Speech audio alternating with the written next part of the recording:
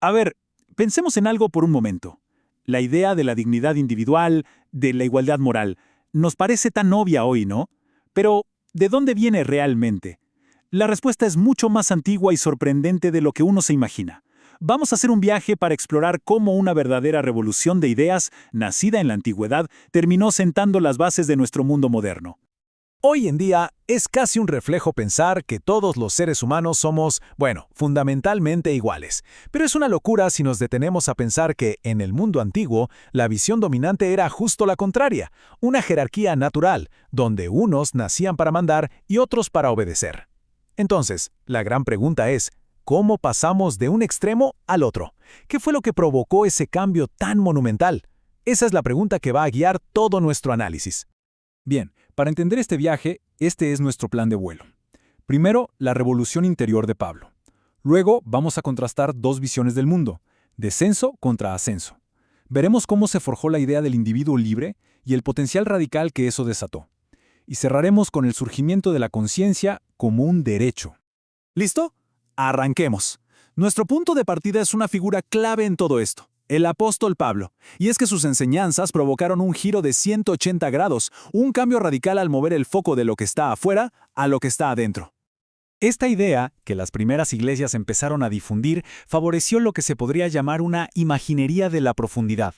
O sea, ¿qué significa esto en la práctica? Que la verdad última, la realidad con mayúsculas, no estaba en un cielo lejano o en la cima de una montaña. No, estaba dentro de cada persona. Y esto sentó las bases para una forma completamente nueva de entender quiénes somos. Y esto representó una ruptura, pero total, con las normas religiosas y sociales de la época. Miren, Ireneo de León lo dijo clarísimo. No son los sacrificios, los rituales externos los que santifican a una persona. Lo que importa es la pureza de su disposición, su intención. De repente, la voluntad individual se estaba convirtiendo en el nuevo epicentro espiritual. Y claro, esta nueva forma de pensar no apareció de la nada y todos felices. Para nada. Chocó de frente con la filosofía grecorromana que dominaba en ese entonces. Fue un verdadero choque de trenes intelectual entre dos maneras completamente distintas de buscar la verdad. El contraste es fascinante. Imaginen dos caminos. Por un lado tenemos el ideal platónico, el ascenso. La verdad es para una élite intelectual que se eleva por encima de lo común y corriente, de lo material. Y por otro lado, el ideal paulino, el descenso. La verdad se encuentra buceando dentro de uno mismo, una búsqueda interior al alcance de cualquiera sin importar su estatus. O sea, una idea superdemocrática frente a una totalmente aristocrática. Y este concepto de profundidad fue el motor de toda la idea del descenso. Para los primeros pensadores como Clemente, la cosa no iba de escalar una montaña para llegar a Dios. No, se trataba de reconocer una presencia divina que ya estaba ahí, en el fondo del propio ser. Era una verdad que se encontraba literalmente mirando hacia adentro. A ver, sigamos la lógica de este pensamiento. Si la fe puede liberar a una persona, entonces, la conclusión inevitable es que cada persona tiene que tener una voluntad libre para poder elegir esa fe. Este fue el siguiente paso y fue absolutamente revolucionario.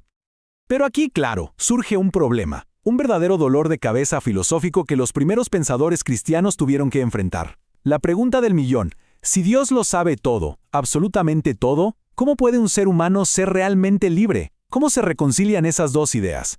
La respuesta que dio un teólogo llamado Orígenes fue la verdad increíblemente sofisticada. A ver, aquí está lo genial del argumento de Orígenes. Él dijo, básicamente, Dios creó seres racionales con libertad para elegir. Ok, pero para que esa libertad sea real, Dios actúa como si no supiera lo que vamos a decidir. No es que no pueda saberlo, ojo, es que elige no hacerlo, para preservar nuestra libertad. Y eso hace que nuestras decisiones, nuestra responsabilidad moral, tengan un significado real. Le da un valor tremendo a la capacidad de acción de cada individuo. Claro, no todos compraron esta idea. Críticos paganos como Celso decían que esto era pura arrogancia, que el cristianismo estaba separando al ser humano del orden natural. Pero Orígenes no se quedó callado.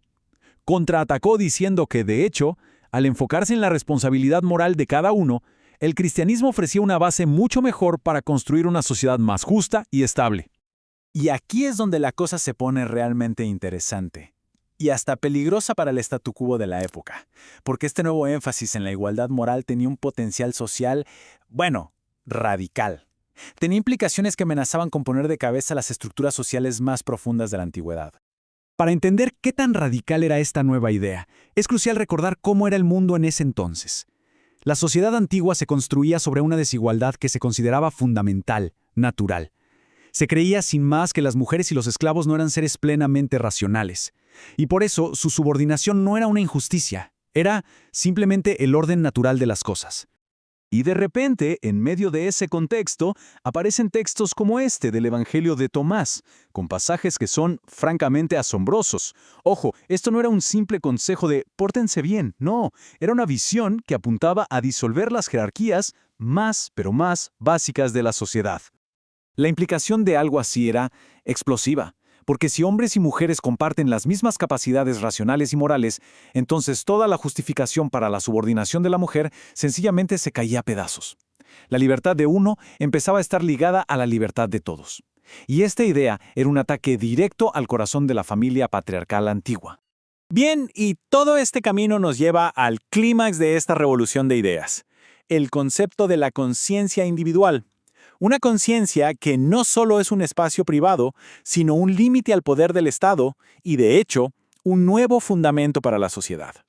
Y aquí Orígenes vuelve a ser protagonista. Él propuso algo así como una doble ciudadanía. Por un lado, una persona es ciudadana de su ciudad, de su imperio, pero por otro también es ciudadana de una patria de Dios interior. ¿Y qué significa esto? Que existe una lealtad moral que está por encima de la lealtad al Estado, una lealtad dictada por la propia conciencia. Y entonces, a principios del siglo III, llega Tertuliano y suelta esta afirmación, que es monumental. Es, que se sepa, una de las primerísimas declaraciones de un derecho universal. Un derecho que no se basa en si eres ciudadano romano, o rico, o libre, sino simplemente en la conciencia individual. Esto es de verdad un antes y un después. Lo que Tertuliano estaba definiendo, en esencia, es lo que hoy llamamos un derecho humano básico. O sea, un poder legítimo que se reclama para las personas por el simple hecho de ser personas, sin importar nada más. Una idea que nace directamente de esta creencia en la igualdad moral. Y aunque hoy nos suene súper familiar, en ese momento era dinamita pura. Y esta otra cita de Tertuliano de verdad lo resume todo a la perfección. La culminación de toda esta revolución de pensamiento no era fundar un nuevo imperio o imponer una nueva ley desde afuera, no. La gran hazaña era traerle libertad a la persona humana, la liberación del individuo. Entonces, una idea increíble había nacido, la de que cada individuo tiene un valor intrínseco y una conciencia libre. Pero claro, la historia no termina ahí. Quedaba flotando una pregunta enorme, una pregunta clave.